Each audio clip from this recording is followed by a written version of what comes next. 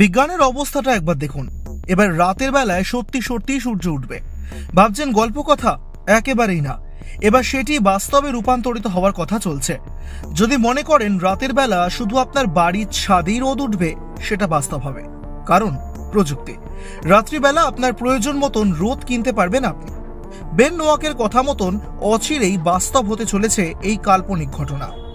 আমেরিকার ক্যালিফোর্নিয়ার এক স্টার্টআপ সংস্থার কর্ণধার বেন রোদ বিক্রির অভিনব এক প্রকল্পের কথা শুনিয়ে দিয়েছেন ইতিমধ্যেই।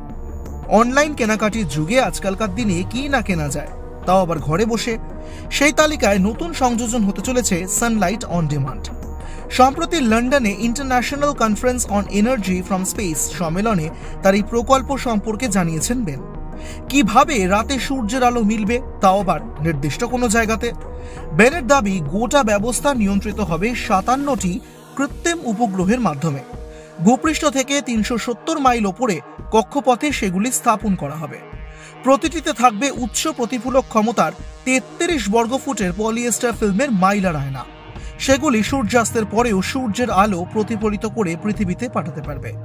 সঙ্গে উপগ্রহই অক্ষাংশ দ্রাঘিমাংশ মেপে ঠিক করে দেবে প্রতিফলিত সূর্যরশ্মি ঠিক কোন জায়গায় পাঠাতে হবে। সংস্থার ওয়েবসাইটেও লেখা হয়েছে, যা সৌরশক্তি এখন ব্যবহার হয় সূর্য তার 24 ট্রিলিয়ন গুণ দিতে সক্ষম। সেই শক্তিকেই ধরতে চাইছে এই সংস্থা। দূষণহীনভাবে পৃথিবীর শক্তি সমস্যা মেটানোর ক্ষমতা রাখে সৌরশক্তি। তাই এখন সর্বত্র সৌর বিদ্যুৎ প্রকল্পে জোর দেওয়া হচ্ছে। তবে মূল সমস্যা হলো রাতে সূর্যরশ্মি না থাকায় সৌর বিদ্যুৎ কেন্দ্রগুলি নিষ্ক্রিয় হয়ে থাকে। সূর্য ডোবার পরেও যদি কোনোভাবে সূর্যের আলো ওই সব কেন্দ্রে পৌঁছিয়ে দেওয়া যায়, সৌরশক্তির উৎপাদন অনেকটা বাড়বে। প্রাথমিকভাবে সূর্যাস্তের পরে আরও 30 মিনিট সৌর বিদ্যুৎ কেন্দ্রগুলিতে আলো পৌঁছে দেওয়ার লক্ষ্যমাত্রা রয়েছে তাদের। পরীক্ষামূলকভাবে একটি গ্যাস বেলুনে 8 ফুট বাই 8 ফুটের একটি মাইলার আয়না আটকে সেখান থেকে সূর্যরশ্মি প্রতিফলিত করে প্রায় 800 ফুট দূরে সৌর প্যানেলে ফেলা হয়েছে। ফলাফলও আশাব্যঞ্জক দেখা গিয়েছে প্রতি বর্গমিটার প্যানেল থেকে 500 ওয়াট বিদ্যুৎ উৎপাদিত হয়েছে।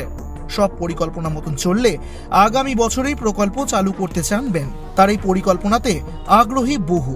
ইতিমধ্যেই 30,000-এর বেশি আবেদনপত্র জমা পড়েছে বলে দাবি করা হয়েছে। তবে কক্ষপথে উপগ্রহ স্থাপন বেশ ব্যয় সাপেক্ষ ব্যাপার। বেন আশাবাদী, অদূর ভবিষ্যতে সেই খরচ অনেকটা কমে আসবে। আর স্বপ্ন নয়, এবার রোদের ফেরিওয়ালা ডাক দেবে, রোদ নেবে গো রোদ, তাও আবার রাতের বেলা। এক ঝলকে মিডিয়া।